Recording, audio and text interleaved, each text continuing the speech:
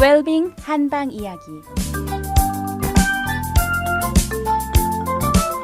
안녕하세요.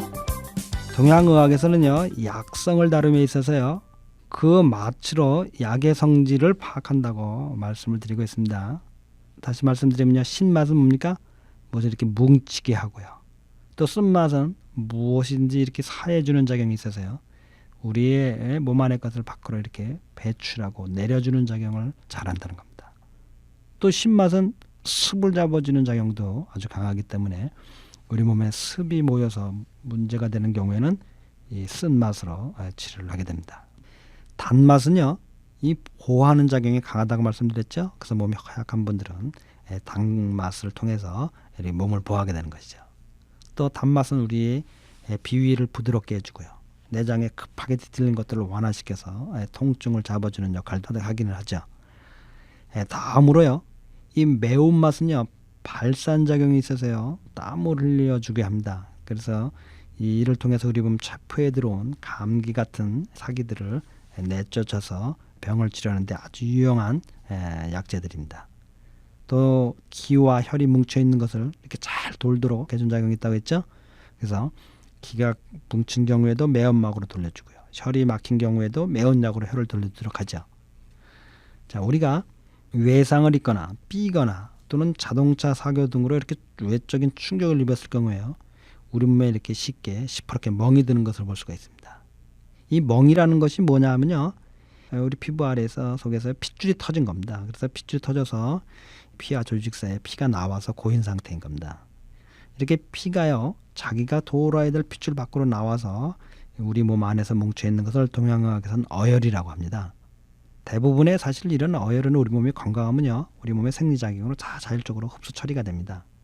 그런데 나이가 들거나 몸의 건강 상태가 나빠짐에 따라서 이와 같은 피와 출혈이 있었던 어혈들이 완벽하게 처리가 안 되는 경우가 생기는 겁니다.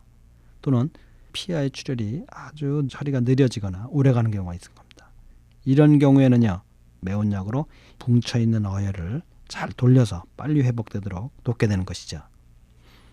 그런데 이제 이 피와 출혈이라고 하는 이 멍이라고 하는 것, 또는 동양의학적으로는 어혈이라고 하는 것들이요, 사실 저희 눈에 이렇게 보이는 경우에는 그래도 큰 문제가 안 됩니다. 왜냐하면 여기 지금 멍이 들었구나, 피와의 출혈이 있었구나, 우리 몸에서 재흡수해 가는 것을 볼 수가 있습니다. 그래서 이게 지금 완전히 나았구나 안 나았구나, 이 부분에 상처가 있으니까 치료를 해야겠구나 안 되겠구나, 이런 것들을 우리가 눈으로 장악하고 그 상태를 파악하고 치료를 하거나 또는 기다리거나 완전히 나은지 안 나은지를 우리가 파악할 수 있다는 겁니다. 근데 문제는 이와 같은 어혈이 피와 조직 깊숙한 우리 눈에 안 보이는 것에 있을 경우에 이게 문제가 되는 겁니다. 교통사고가 나서 문제가 되는 경우는 바로 이와 같은 피와 출혈을 드리는 겁니다. 겉으로 봐서는 아주 멀쩡합니다. 아무런 흔적도 없습니다. 그런데 강한 충격으로 우리 몸이 뒤틀리면서요, 우리 몸 안에서 이 출혈이 있을 수 있는 겁니다.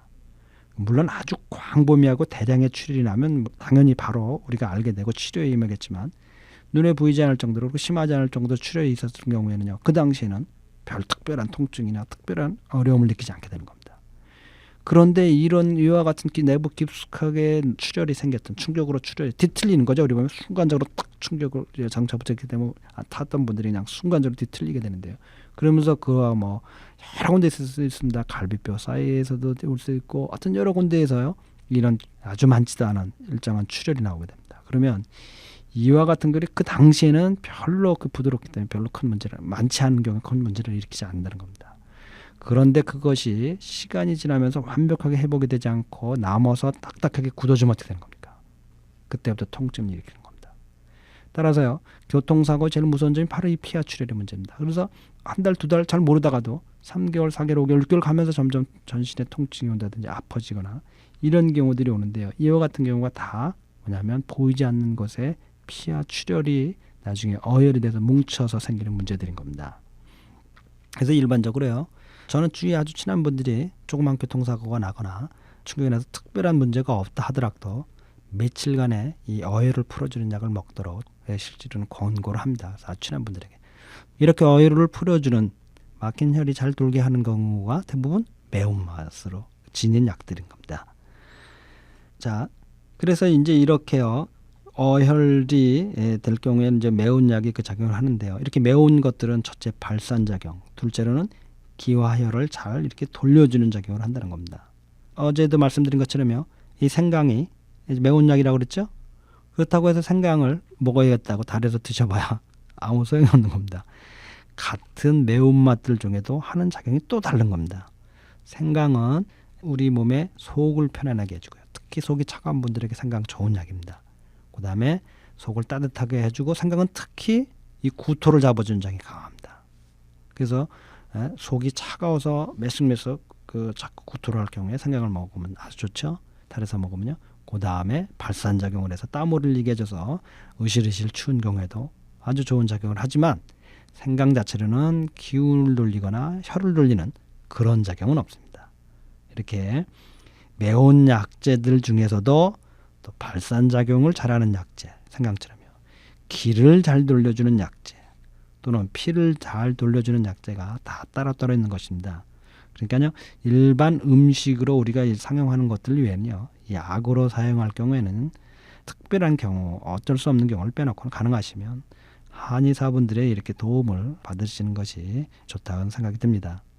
자, 오늘은요. 매운맛을 계속 살펴봤는데요. 매운맛은 첫째로는 체표에 있는 사기들을 발산해서 땀을 흘려주게 하는 작용을 하고요. 그 다음에 우리 몸의 기와 혈이 잘 돌도록 돌려주는 작용을 한다고 말씀을 드렸습니다. 그럼 내일은요. 짠맛에 관해서 말씀을 드리도록 하겠습니다. 모두들 즐겁고 건강한 하루 되시기 바랍니다. 달빛 안녕 원장 김동영이었습니다.